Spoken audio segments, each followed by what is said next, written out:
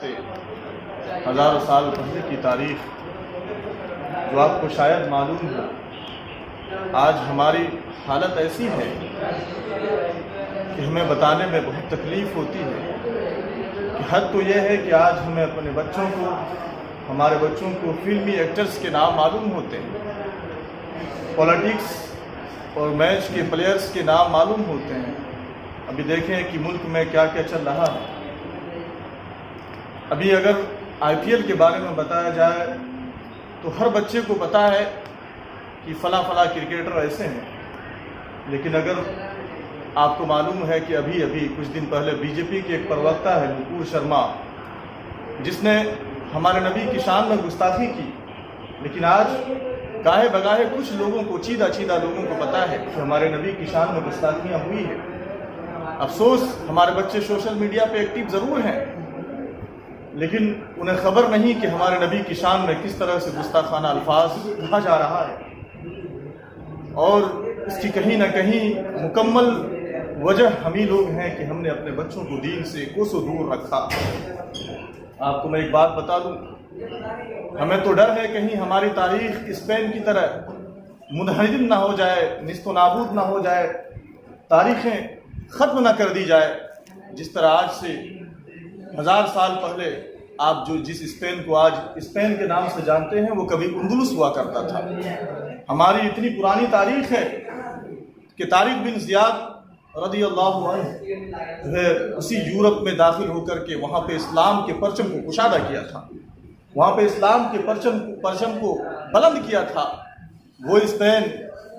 جسے اندلس کہا جاتا تھا، وہاں پہ 750 سال مسلمانوں نے حکومت کی۔ 750 سال ہماری حکومت ہونے کے بعد بھی آج اگر آپ دیکھیں تو اسپین میں آپ علی الاعلان نماز نہیں پڑھ سکتے، وہاں پہ جمعہ کی نماز علی الاعلان نہیں پڑھ سکتے، جہاں پہ 750 سال ہم نے حکومت کی، ہماری جو ہے تاریخ رہی، آج ہم وہاں پہ نماز نہیں پڑھ سکتے۔ آج ہم وہاں اپنے بچوں کے نام عبداللہ، سلیم، سلمان نہیں، خورشید نہیں رکھ سکتے۔ وہاں پہ ہمیں عیسائیوں کی طرح، عیسائیوں کے کلچر پہ جینا پڑتا ہے، عیسائیوں کی طرح ہمیں اپنی زندگی گزر و بسر کرنا پڑتا ہے۔ معلوم ہے اسپین میں ہوا کیا تھا؟ ہوا یہی تھا کہ اسپین بھی ایک بہت اعلیٰ اور ترقی یافتہ ملک بن چکا تھا،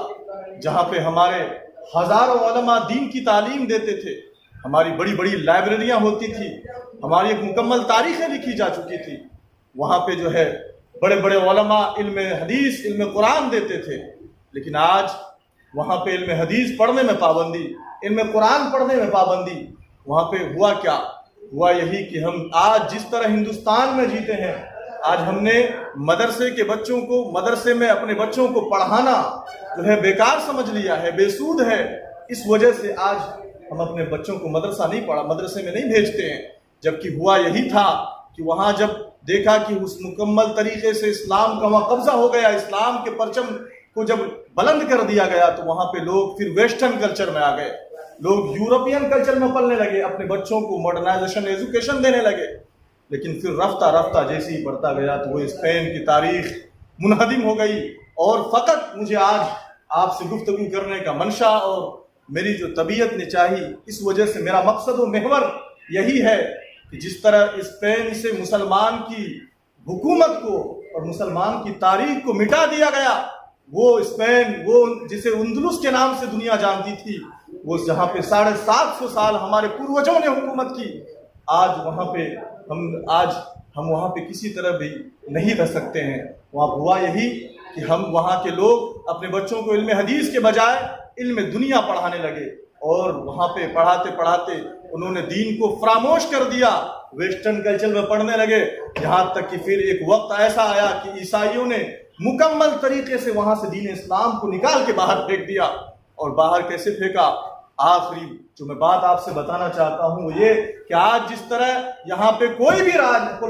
پولیٹیکل لیڈر جسے بھی کوئی عروج پانا ہوتا ہے، ہمارے نبی کی شان میں گستاخانہ الفاظ بول کے وہ اپنے آپ کی دنیا میں راجنیتی کی جو ہے روٹی کو سیک لیتا ہے۔ لیکن آج ہم قوم مسلم، ہماری ضمیریں مر چکی ہے، ہم قوم مسلم نبی کی شان میں گستاخانہ الفاظ برداشت کر لیتے ہیں، ہم کچھ نہیں بولتے۔ ہوا یہی بھی اسپین میں یہی ہوا کہ وہاں پہ جب پادریوں نے دیکھا کہ یہاں کے مسلمان مکمل طریقے سے اب دین کو چھوڑ چکے ہیں، علماء کی صحبت کو جو ہے کنارہ کر دیے ہیں، یہاں پہ لوگ جو ہے علم دنیا کو اپنے اندر سما لیا ہے، تو ان لوگوں نے جگہ جگہ چوراہوں پہ مجنوؤں کو، پاگلوں کو ایک جو ہے کھڑا کر دیتا اور رسول اللہ کی شان میں وہ گستاخانہ الفاظ کہتے اور وہ گالیاں بھتی بھتی گالیاں دیتے، لیکن ان پہ کوئی کارروائی نہیں ہوتی اور مسلمان ادھر سے گزرتا یہی کہہ کے کہ یہ پاگل ہے، یہ مجنون ہے، اسے ایسا نہیں بولنا چاہیے۔ اسی طرح سے جب